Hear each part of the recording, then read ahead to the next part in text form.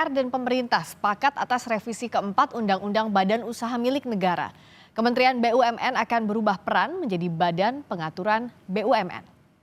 Dalam rapat kerja Jumat pagi, 8 fraksi di DPR setuju atas perubahan 84 pasal, meliputi 11 pokok revisi. Begitu pula pemerintah yang diwakili Wakil Menteri Sekretaris Negara, Menteri Hukum, serta Menteri Pan-RB. Usai diputuskan di Komisi 6, keputusan atas revisi Undang-Undang BUMN akan dibawa ke rapat paripurna DPR agar bisa disahkan menjadi undang-undang.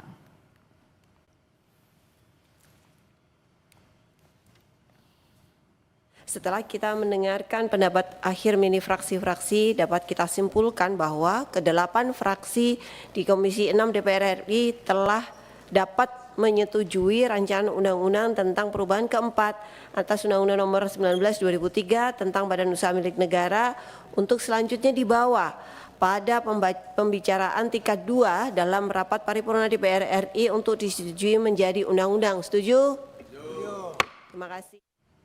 Dalam poin-poin revisi Undang-Undang BUMN, Wakil Ketua Komisi 6 DPR RI Andre Rosiade menyampaikan revisi undang-undang mengakomodasi putusan Mahkamah Konstitusi yang melarang menteri dan wakil menteri rangkap jabatan di BUMN. Selain itu, revisi turut mencabut ketentuan direksi, komisaris, dan Dewan Pengawas BUMN yang sempat disebut bukan penyelenggara negara.